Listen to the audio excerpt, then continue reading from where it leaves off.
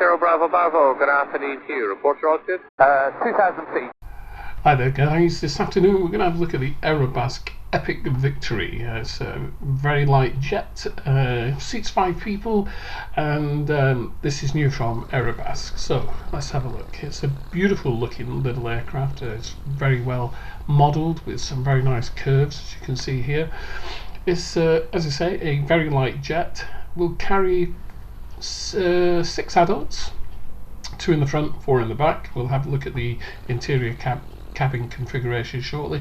Comes out with a number of liveries, as we can see here. I think there are 6 liveries which already come with the aircraft. As I say, very nice lines, sweeping wings with slight winglets on there. The single jet intake above the fuselage moulding into the tail, so really quite nice. We'll have a look inside at this aircraft and see the seating arrangements in a moment, but first of all, up on the left hand side you'll notice those little tabs, and you click on those and you can start your GPU here, and then the other one puts your fuel in, weight and fuel, and you can add passengers using the clicking on the seats there. We'll do that. So we'll click on a seat, and when you click once it'll add an adult. If you click again it will add a child. So we'll just get rid of all the tabs and covers. You see, if I click there again it turns into a child, so you have different weights. You can also adjust the luggage, etc, and obviously fuel. Closing the door. Here we can hide the left and right yoke, and we can enable windshield reflections and EFIS reflections. So I've just turned on hide left and right yoke, and there you see the cockpit without the yokes, which makes it easier to see the avionics suite and different switches and power, etc. The reflections on the glass, very subtle, and at first I didn't really see them until I turned them off. And when I turned them off I actually saw them. It's only a short while ago that, of course, that we never had reflections, so this is a whole new thing for us. You see the reflections going on and off there. So the reflections, of course, giving the image of you looking through real glass, which is quite novel and a new experience, only in the last year or two. So looking around the cabin, very nicely appointed. 2 seats in the front, 2 seats the rear there. As you can see, we'll just move back into the cabin. Got a nice pull-out table here. I believe there's a magazine available. Yes, Flight International. There it is. Nice little touch. And the table stows away. Just one click. There you go. So nice leather seats, nicely appointed. I wonder about what the sound levels might be in the back there in the cabin. There's the forward-facing seat. So it's 5 passengers altogether, not 6, just 5. 2 in the front, 2 in the back, and 1 there. So it's okay if you're a 5-person family. Let's nip outside, go through the door, mind your head on the fuselage, you don't want to crack that. And we'll just take a walk away from the aircraft, turn around and have a look. Pretty quiet at Cardiff Airport today. A few aircraft about, but not many. And there you go, there's beautiful sleek lines of this very nice aircraft. Now it's got something known as the Dynon Sky View for navigation, which is a complete glass cockpit. Highly unusual in an aircraft of this size, but being a bizjet and capable of flight level 200, you really do need something that's going to help you with your navigation and aviation, and the Dynon Sky View does just that. We'll be having a look at that in a moment. It's got a full navigation suite, full autopilot radios, and everything else that is required. To start the aircraft is very easy. I think it's 3 buttons in total: battery on, igniters, and then start. So it is incredibly easy to start. I'm just admiring the very clean lines. The external modelling on this aircraft is very, very good indeed. It's been exceptionally well done, although I'm a little bit unsure about the main wing spar. Anyway, looking in the folder, so Xplane 10, regional, my regional folder, the bottom aircraft there will be the Epic Victory. There we are. Let's just open that, and in here we've got a folder called Documents.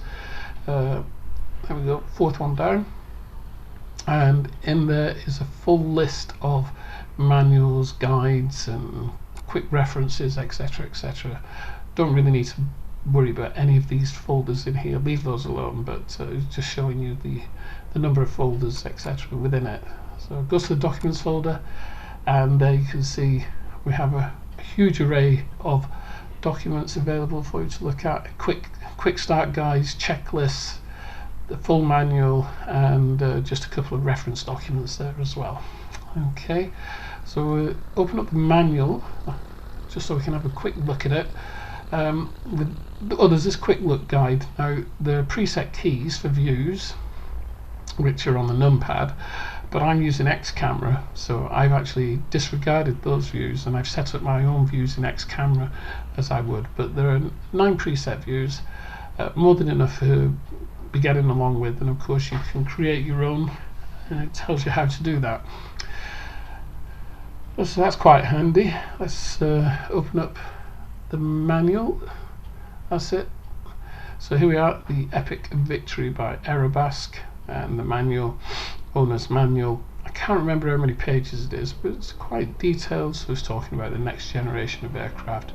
There's your table of contents, specifications, the Dyno Skyview, pop-up panels, weather effects equipment, panel overview, option panels, etc. The Garmin GNC255 radios and the S-Tech 5000 autopilot, I think that was then. So very detailed manual. It's one of the best I've seen in a small aircraft of this nature. As yet, the Epic Victory does not have SIDS and stars, but that will be coming out in an update.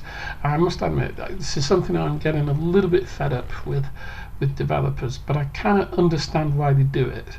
They get to a point where their aircraft is ready for sale, and they feel that they want to get it out into the market, and that they can add SIDS and stars later. I hope they do.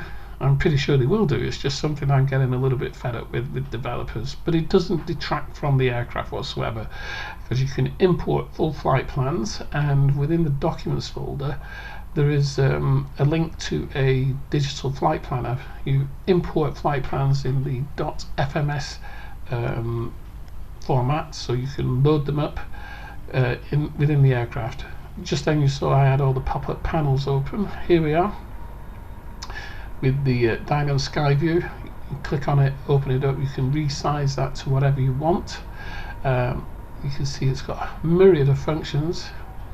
Press the flight plan button there, and this is where you find all your flight plans. Now it says in the manual that you can use your joystick to move up and down this list, right and left, etc.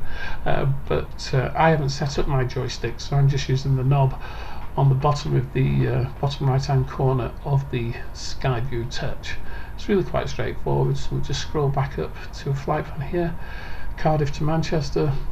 Click on that, you see all the waypoints, and there's the flight plan. It's in. Of course there's no SID, standard instrument departure, but I know what the departure is out of Cardiff, so it's just take off on a runway heading 30, approximately 5 miles, turn right towards Brecon. It's really quite straightforward. If you wanted to plot the SID, you could add the waypoints, as you can see them all there. So you could add all the fixes on the departure if you so wished. So it's entirely up to you. On this flight I didn't. I just loaded it up and took off, so to speak. So that's the Dyno Sky View. Here we've got the autopilot, and as you can see, a number of buttons under it: heading mode, nav mode, approach mode for when landing, wings level, indicated airspeed, vertical speed, altitude. The final button on the end, the menu button, doesn't work, it's inoperative. You've got flight director and autopilot buttons there as well. Okay, so really quite straightforward. It's just a modern version of some of the autopilots that you find in maybe a Cessna or a Baron, or even, you know, PA-38. Sorry about that, that was mobile, my house phone going off. Anyway, there we go, so that's the autopilot. Here we have the radios, so I've just opened that up. Straightforward again, you can tune in the different frequencies using the knob and then changing over. So you can have one frequency active and the other one standby, which is, you know, standard, and you use the knob for altering the frequencies. All very, very straightforward and simple. We'll just close this down now, bear with. Just using the power on off buttons, and there you go, closed. And there's one on the right hand side, so you can have nav 1 and nav 2, com 1 and com 2, and have everything set up ready for your flight as you carry on as per normal. It's all, you know, regular kind of stuff. I must admit, it does look all rather different when you first get into the cockpit, and somewhat confusing. There are lots of different modes. This is our EFIS panel, for want of a better expression. All the engine management on there, M1, N2, all the different pressures, oil pressures, pneumatic and hydraulics. So it's all very standard. It's just presented in a different format. And this is the way of the world. Aircraft are becoming far more automated, with lots of information available for the pilot. There's lots of different views on the left PFD there, primary flight display, just open that. I haven't figured them all out yet, I'm sure I will, but there are lots of different modes as well that you can pull up on here, so you can operate the autopilot from here. Lots of different aspects of the aircraft can be managed from the primary flight display there. There's two primary flight displays, left and right, so pilot and co-pilot, and then in the middle is the main navigational display, as you can see there. You can alter the colours in that as well on the navigation display. Excellent stuff. Right, I think it's probably time that we kind of got this aircraft moving and rolling. We've got the flight plan in. We've been messing around with all the sky view stuff. There's the ITT, I believe it's called. I'm just looking for it very quickly. There's also weather effects can be managed. You'll see those on display as well, ice, etc. So we'll just taxi out here now and make our way down to Charlie 1. I'm not going to go to Alpha 1, no need to go to Alpha 1 in this small aircraft, so we'll go down to Charlie 1, which is just past the fuel tanks here on the left, and get ourselves airborne and just see how it moves. The EIS that I was talking about before is the MVP50 EIS. So that gives you all your information. Right, here we are, just coming to Charlie 1, runway 30, and we'll just turn onto the runway, we'll take off and see how it goes. This is the very first time I've flown this. This is the very first time I've actually flown this, so I probably have made a number of mistakes, but flaps are set to TO, which is takeoff, and throttles forward, and away we go. One thing I forgot to mention, the left hand side of the glass there in the primary flight display, you've got secondary navigational displays just in case everything else should fail. And I think it's just over 90 knots that we lifted off, and then it went up like a rocket. Very, very light touch. Whoops, as you can see there, it's just trimming out a little bit. Very light touch. It flies really, really quickly. I cannot remember the top speed, but flight level 200 will get you onto the airways, so you're up there with the big boys. The STEC 5000 autopilot comes into its own as soon as you use that as well. Very, very useful. Here we go. Autopilot on, roll and pitch mode. Altitude is set, but we'll also change that ourselves in a moment. And it just works. It really, really works. It's all very nice. Flies beautifully, very steady through the weather. Maybe it's because it's a small plane. Who knows? It is a very, very small plane. I hope you've enjoyed this review. It's a short one. Well, it's actually longer than usual, 15 minutes. As always, my name's Wycliffe Barrett, and we'll see you all soon. Cheerio. Yeah.